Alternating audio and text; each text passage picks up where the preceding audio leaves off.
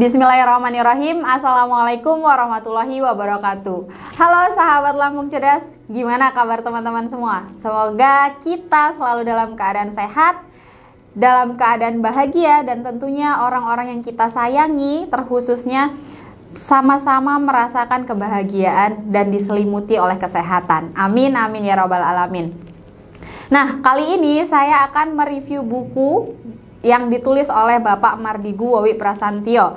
Nah, bukunya kali ini adalah Trends. Hati-hati dengan the power of kata-kata karena kata-kata itu mencipta. Percaya banget ya kalau misalkan kata-kata itu mencipta. Nah, kita bakal bahas di dalam buku ini. Nah, di buku ini ada 4 bab. Ada 4 bab, yang pertama itu tentang forcing, dan yang kedua tentang framing, yang ketiga tentang trends, yang keempat adalah wealth. Nah, kita bakal bahas satu persatu ya. Dimulai dari forcing. Nah, di bab 1 ini ada beberapa tahapan forcing, 1 sampai 12. Nah, di bab pertama ini ada beberapa tahapan forcing. Nah, forcing yang pertama itu adalah mengenai apa sih forcing itu. Jadi teman-teman, yang namanya forcing itu memasukkan data ke benak seseorang walaupun dia itu sebenarnya nggak mau dan sebenarnya nggak tahu, gitu kan? Atau bahkan sampai mengubah realita dalam benak seseorang menjadi realita baru sesuai dengan keinginan kita. Keren banget kan berarti, gitu kan, makna dari forcing ini. Jadi contohnya gini. Kalau misalkan kita tanya seseorang, kamu dari mana? Pasti pertanyaan itu akan menciptakan pikiran-pikiran yang kita tanya itu melebar. Dari mana, yang mana nih? Tadi pagi, tadi siang, atau tadi gitu kan, sore tadi gitu. Nah, jadi di dalam forcing yang kedua itu, di dalam menggunakan kalimat forcing itu kita tidak boleh menggunakan kalimat yang mengandung banyak arti gitu teman-teman. Jadi kalau misalkan kita mau buat kalimat forcing itu tandanya kita nggak boleh menggunakan juga pertanyaan yang semi terbuka seperti tadi. Kalau misalkan kita tanya kamu dari mana tanpa menjelaskan tadi siang gitu kan, itu kan menyebabkan pertanyaan menjadi melebar gitu. Nah, jadi yang benarnya itu gimana? Gini, kalau dicontohkan di buku ini forcing yang kedua itu, seseorang disuruh gini kalimatnya, Anda punya uang 10 miliar. Tahu kan 10 miliar? Kalau nggak punya, bayangin aja deh, ada uang sebanyak 1 koper kabin. Tahu kan kopernya yang bisa dibawa masuk ke dalam pesawat itu loh.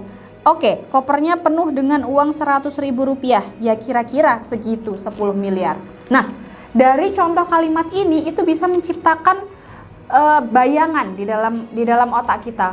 Oh, uang 10 miliar itu sebanyak 1 koper gitu kan. Oh, meskipun kita nggak punya ataupun belum pernah ngelihat uang 1 miliar, tapi di bayangan kita itu terlihat jelas sebanyak apa dan bentuknya seperti apa uang 10 miliar. Jadi kalau mau buat kalimat forcing itu harus sejelas-jelasnya dan sedetail-detailnya gitu. Dan yang lebih penting lagi itu harus mengandung satu arti gitu ya. Jadi tidak boleh melebar, tapi harus mengandung satu arti dan satu makna. Pokoknya apa yang kita inginkan gitu kan. Nah, kunci yang berikutnya itu adalah menggunakan kalimat yang santun. Contoh nih, kita kan sering ya lihat di flyer ataupun iklan gitu. Tahukah Anda? Nah, padahal kalimat tahukah Anda itu sebenarnya mengandung persepsi bahwa kita tuh nggak tahu, yang tahu tuh hanya si penulis ini gitu. Nah, kalimat yang santun dalam forcing itu adalah menggunakan mengganti kalimat tahukah Anda itu dengan sebagaimana kita tahu. Jadi kita lebih santun gitu. Jadi dalam presentasi juga, misalkan kita di presentasi sebelum-sebelumnya pernah bilang tahukah Anda gitu kan. Seolah-olah tuh seolah-olah pendengar kita semua itu tidak mengerti, yang mengerti itu cuman kita aja, dan kita mau ngasih tahu mereka, itu kan seolah-olah sombong gitu ya. Nah, makanya diganti dengan sebagaimana kita tahu. Nah, ketika kita menggantinya dengan sebagaimana kita tahu, kita membawa pendengar-pendengar, penonton kita itu mempercayai bahwa mereka juga tahu dan paham, meskipun sebenarnya pasti di antara mereka ada juga yang tidak tahu gitu. Nah, forcing yang keempat ini sebenarnya contoh dari peristiwa Pak Mardigu sendiri dengan anaknya. Jadi ketika dia berkaca gitu kan, ketika dia bercermin sambil menyisir rambutnya gitu, dia bilang anaknya gini, kenapa ya? Enggak, ini loh kayaknya rambut ayah itu mulai menipis deh katanya gitu. Terus kata anaknya gini, oh itu gara-gara ayah kebanyakan mikir katanya.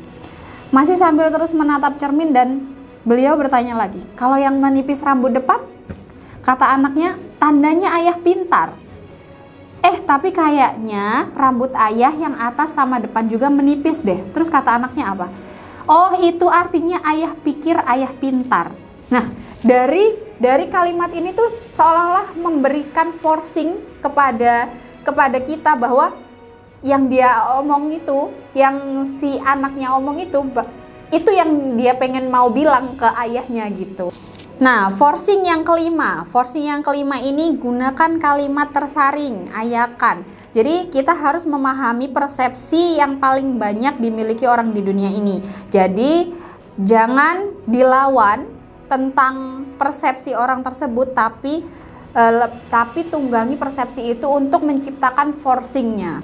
Yang keenam, forcing yang keenam, gunakan kalimat pasif. Kalau pasif artinya pendengar itu fokus terhadap objek. Forcing yang ketujuh, ini di buku ini dikasih contoh kalimat yang sangat rumit di forcing yang ketujuh, dan itu kalau kita ngebacanya kita pengen baca sekali lagi padahal itu nggak nyambung gitu kan. Nah, contoh yang pertama itu contoh yang kalimat rumit. Contoh yang kedua di forcing ke-8 itu adalah contoh kalimat forcing yang lebih jelas. Jadi nanti teman-teman kalau udah punya buku ini boleh deh dicek perbedaan antara paragraf yang di forcing 7 dan di forcing 8. Nanti teman-teman bisa bedain. Kita masuk ke bab 2, yaitu tentang priming. Nah, kalau misalkan forcing yang kita berikan itu efektif, berarti kita bisa dengan mudah mengubah sebuah persepsi. Kalau di priming, kata takjub, membayangkan, dan cerita adalah kata yang paling menimbulkan rangsangan kimiawi menyenangkan yang terbesar. Jadi kalau di priming itu lebih ke kata membayangkan dan isinya cerita gitu. Seperti saya membaca buku Bapak ini, saya selalu takjub dengan cerita-ceritanya karena penuh dengan cerita, dan akhirnya saya ingin terus membaca buku Bapak ini. Itu salah satu contoh ataupun yang memang langsung diaplikasikan oleh Pak Mardigu di buku ini dan di buku-bukunya yang lain. Nah, priming yang kedua, hukum alam informasi. Jadi informasi itu masuk dari otak kiri baru ke kanan, baru menjadi tindakan. Nah, kalau otak kiri kita itu kan penuh dengan angka, penuh dengan kalkulasi, penuh dengan judgement, analisis dan segala macamnya gitu kan. Tapi kalau otak kanan kita itu lebih ke warna, bentuk, rasa, imajinasi ataupun ada lagu gitu. Jadi kalau misalkan kita mau beli sesuatu kan pasti penuh dengan pertanyaan gitu ya di dalam otak kita gitu kan. Misalkan pengen beli handphone, terus di otak kiri kita berpikir handphonenya mahal ya, bisa nggak ya gue belinya gitu kan, atau kalaupun gue bisa beli, gue harus mengorbankan tabungan gue gitu kan. Nah, tapi otak kanan berkata, tapi enak juga ya ketika punya handphone baru, ada rasa bahagianya gitu kan. Nah, disitulah gitu kan informasinya masuk ke otak sebelah kiri, kemudian masuk ke otak kanan, barulah terjadi sebuah tindakan. Tindakan itu antara membeli atau tidak. Nah, forcing priming yang efektif itu terjadinya sesuatu pembelian. Priming yang ketiga, seperti yang contoh tadi, contoh yang dijejelin dengan informasi tanpa jeda, terus pas banget masuk di kondisi trance itu kondisi sadar, kondisi fokus, baru deh dimasukin yang namanya force kita mau apa sih kepada orang tersebut gitu. Nah, priming yang keempat, di priming yang keempat ini ada 4 rumus forcing priming. Yang pertama, itu pembukaannya harus menarik. Ini baik menulis baik presentasi, baik itu hanya sebuah pengiriman proposal, ini ada rumus forcing primingnya. Yang pertama, pembukaannya harus menarik. Yang kedua, sebutkan suatu masalah. Yang ketiga, memberi solusi, dan yang terakhir, meminta melakukan tindakan, gitu teman-teman. Dan rumus itu pasti pernah kita jumpai di seminar-seminar yang ujung-ujungnya adalah penjualan suatu produk, dan bahkan mungkin saya sendiri pun sudah pernah melakukannya gitu kan, memberikan masalah-masalah gitu kan, menggunakan pembukaan yang menarik, abisnya dikasih masalah langsung dikasih solusi, dan disuruh mereka untuk melakukan sebuah tindakan. Itu 4 rumus forcing priming. Priming yang kelima, di dalam priming yang kelima ini kita harus memahami otak manusia, karena ketika kita bisa memahami otak manusia, itu artinya kita bisa mempengaruhi otak manusia tersebut. Jadi sukses meningkatkan kemakmuran itu, maka kekuatan ada di komunikasi. Nah, di sini ada 3 kiat singkat komunikasi. Yang pertama, setiap orang itu punya persepsi kepada Anda dan kepada produk Anda.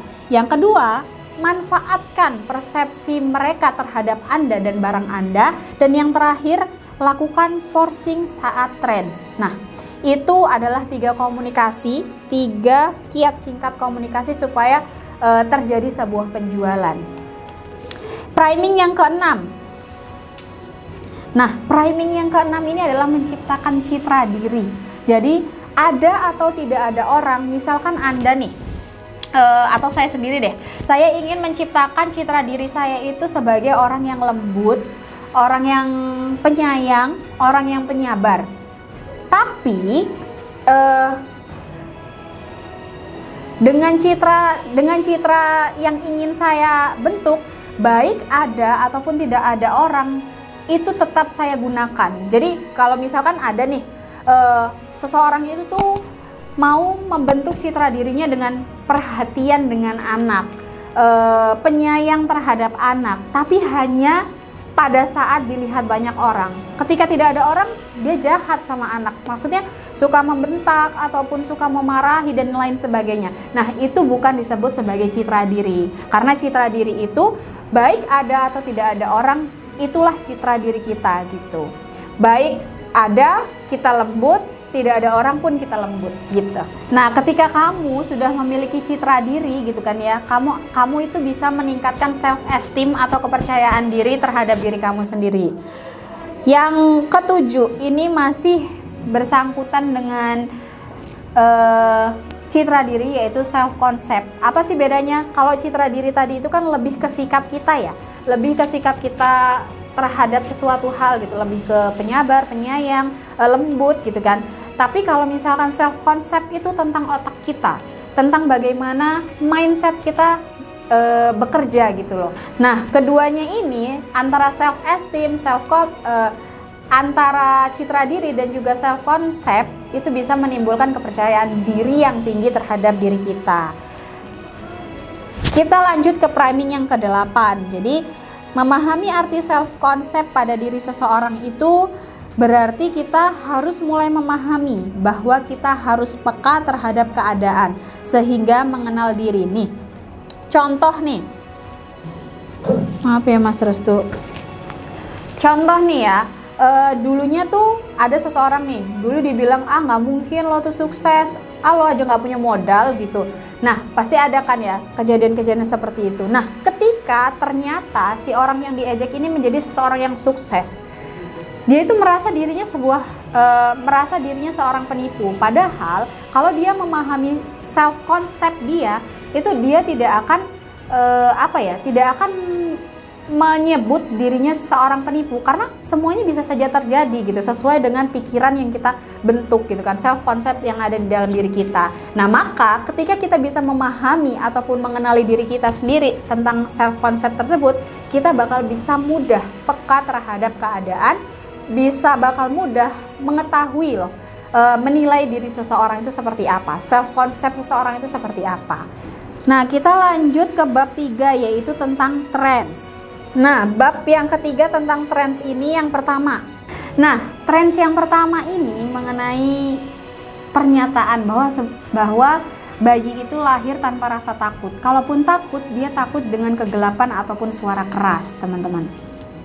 Nah, tapi seiring kita dewasa, itu tuh banyak ketakutan-ketakutan yang muncul di dalam diri kita, dan ketakutan yang terbesar itu adalah ketakutan tentang kegagalan dan juga ketakutan tentang takut kalah, dan itu akhirnya berkembang menjadi takut sebuah kritikan dan takut sebuah penolakan. Bahkan gitu ya, padahal gitu ya, sebenarnya kita tuh lahir tanpa rasa takut gitu loh, tanpa mengenali rasa takut tersebut. Tapi seiringnya kita hidup, itu tuh kita menciptakan rasa takut dengan sendirinya gitu. Nah, jadi dengan adanya ketakutan-ketakutan tersebut, kita boleh flashback. Kenapa sih kok akhirnya kita itu takut akan sebuah kegagalan, takut akan sebuah kekalahan, takut akan kritikan dan juga penolakan? Kita cek masa lalu kita.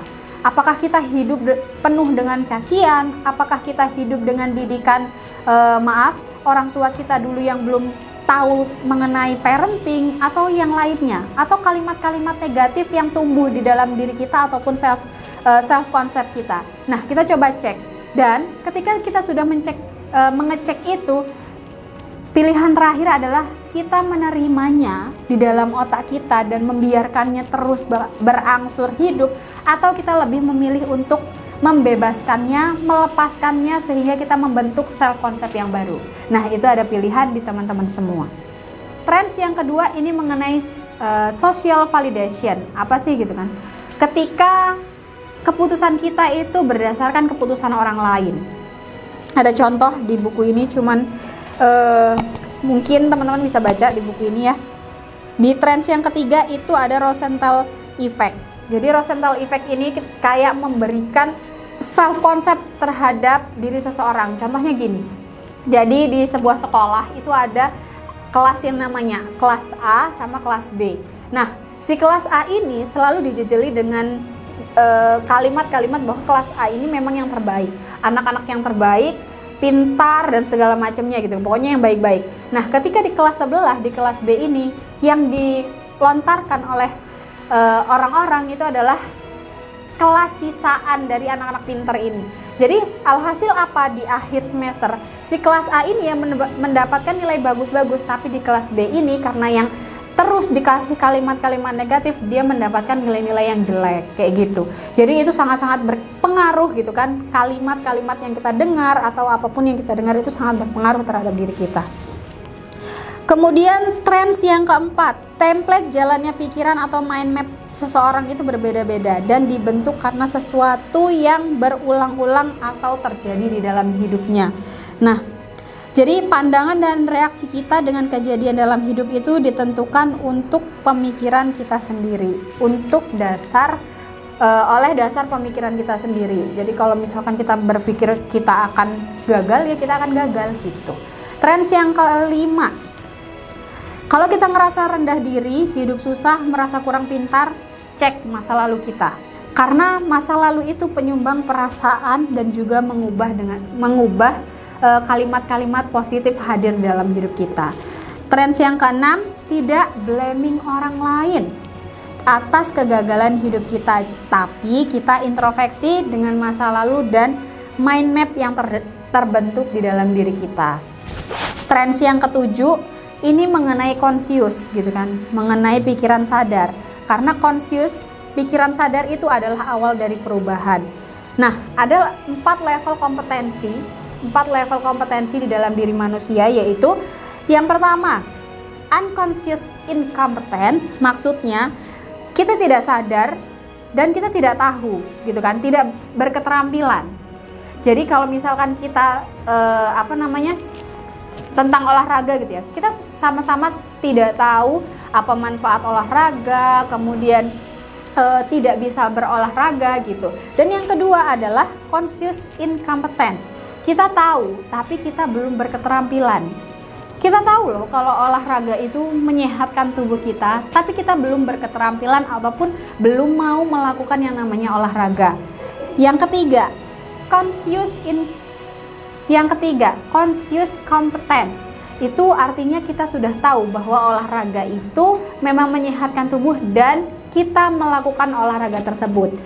Dan yang keempat adalah unconscious competence. Artinya kita sudah melakukannya sebagai habit kita gitu kan. Jadi kalau misalkan kita tidak melakukan yang namanya olahraga, kita merasa risau gitu. Dan kita sudah berketerampilan gitu loh. Pokoknya kita sudah paham, kita sudah biasa melakukannya. Itu yang namanya unconscious competence. Nah, di trends yang ke-8 ini ada cerita tentang nasib gitu kan, nasib tentang 375 orang terkaya di dunia ini yang mewakili jumlah yang kekayaannya itu sejumlah 4 miliar orang yang ada di dunia. Jadi tentang nasib itu tuh sebenarnya hanyalah karena software, kemakmuran atau prosperity conscious, belief system, dan juga skill. Jadi bedanya 375 orang terkaya ini dengan 4 miliar orang ini hanya berada pada software dan juga software, kemakmuran atau prosperity conscious, belief system, dan juga skillnya. Di trends yang ke-9 ini menjelaskan tentang the have, kaum the have, dan kaum the rich.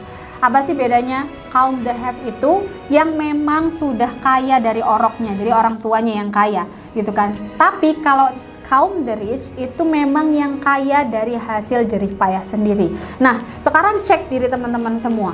Apakah yang ada di dalam diri teman-teman semua, yang teman-teman miliki, rumah, motor, handphone, dan segala macamnya, itu sudah hasil dari keringat sendiri atau masih dari hasil bantuan ataupun dari hasil kekayaan yang dimiliki orang tua?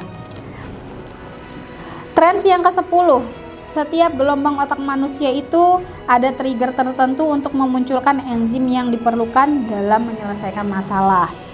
Nah, jadi kalau dalam menyelesaikan masalah itu kita bisa mencari tempat sesuai dengan keadaan kita gitu kan, supaya kita bisa mendapatkan solusi atas sebuah masalah.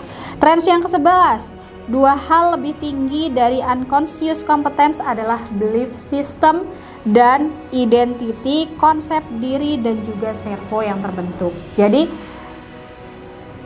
ketika unconscious competence itu sudah terbentuk, masih ada yang lebih tinggi lagi, yaitu tentang belief system dan identity, servo yang sudah terbentuk dalam diri kita. Nah, ada trends yang ke-12 yaitu self esteem yang tinggi bisa membentuk citra diri yang melekat. Kita masuk ke bab yang keempat, yaitu bab yang terakhir tentang wealth. Wealth yang pertama, karena value diri itu sangat tergantung pada persepsi orang-orang ya teman-teman. Kita tidak bisa memaksakan apapun persepsi seseorang terhadap kita, tapi kita bisa membentuk citra diri ataupun value diri kita sehingga membentuk persepsi orang tersebut itu sesuai dengan apa yang kita mau. Wealth yang kedua, the higher the risk you take. Jadi apapun yang kita relakan, apapun yang kita resikonya tinggi kita berikan, pasti itu semakin besar nilai yang kita berikan, maka semakin besar juga resiko yang akan kita ambil. Nah, wealth yang ketiga, orang kaya itu pasti pekerja keras dan memanfaatkan waktu dengan baik. Tapi orang kaya juga tidak harus berbisnis. Ada cerita dia seorang pegawai gitu kan, pegawai bank gitu kan, tapi dengan bekerjanya dia selama 30 tahun dia bisa menciptakan uang itu bekerja untuk dia, dan dia juga bisa kaya. Jadi kaya tidak harus dengan berbisnis. Kemudian wealth yang keempat ada tentang bisnis dan investasi. Apa sih bedanya bisnis dan investasi? Bedanya kalau bisnis itu pasti ada modal dan investasi juga ada modal. Tapi kalau yang di bisnis kita masih mengeluarkan tenaga, kalau di investasi kita tidak mengeluarkan tenaga sama sekali. Nah, di wealth yang kelima ini, dunia aplikasi psikologi itu mengenal diagram pemrograman pikiran yang bernama diagram Kubler-Ross, yang juga dikenal dengan nama lain yaitu change condition process. Contoh nih, contohnya gini, dia mengingatkan bahwa suatu hari sang perokok nih ya, tersebut sesak napas, jantungnya dan tensinya sesak napas, kemudian tensinya naik sehingga pingsan, lalu sadar posisi di IGD akibat minor stroke. Nah, dokter tuh mengatakan berhenti merokok ya, anak-anak masih kecil, masih memerlukan Anda untuk tumbuh dewasa. Nah, ajaibnya gitu kan, seketika dia berhenti merokok, dan itu yang dinamakan peristiwa change condition process. Jadi lesson learn-nya apa gitu kan? Fisiologi itu memengaruhi pikiran bawah sadar dan emosi. Jadi keseimbangan fisiologi itu memengaruhi pengambilan keputusan. Wealth yang ketujuh ini adalah semua kejadian yang terjadi pada kita itu kita sendiri yang menariknya. Jadi hal-hal negatif yang datang pada diri itu ya kita sendiri yang menariknya. Misalkan nih, kita tuh takut sama ular, terus berpikir gimana ya kalau misalkan rumah kita ini kemasukan ular, gimana kalau rumah kita kemasukan ular. Pokoknya intinya dia berpikir tentang hal seperti itu. Akhirnya waktu dia pindah ke situ, ya kemasukan ular beneran gitu. Ya itu terjadi karena pikiran kita yang menariknya. Padahal orang-orang sekitar tuh selama tinggal di situ ya nggak pernah rumahnya dimasukin ular. Nah, jadi hati-hati tentang pikiran Anda dan juga perkataan Anda. Yang selanjutnya adalah salah satu cara terbaik menjadi yang terbaik adalah mulai mereview diri sendiri. Jadi kita harus menengok pencapaian-pencapaian kita saat ini, apakah sudah sesuai harapan atau di atas harapan atau jauh dari harapan. Nah, setelah itu maka kita tidak perlu mencari ke belakang alasan mengapa kita belum mencapai cita-cita yang diinginkan, tapi lebih ke depan mencari solusinya. Yang selanjutnya ada pesan, pikiran dan perasaan Anda akan membawa Anda pada tindakan-tindakan yang kemudian Anda ambil dan akan menentukan hasil yang nantinya akan diperoleh. Jadi gitu ya teman-teman.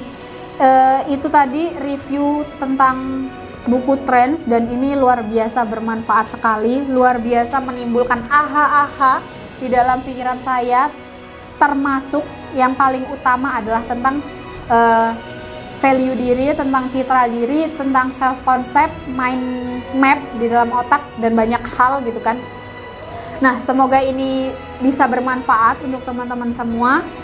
Terima kasih telah meluangkan waktu untuk mendengarkan, menonton video ini, dan silahkan berbagilah terhadap teman-teman ataupun orang-orang yang Anda cintai tentang info menarik ini. Terima kasih. Wassalamualaikum warahmatullahi wabarakatuh.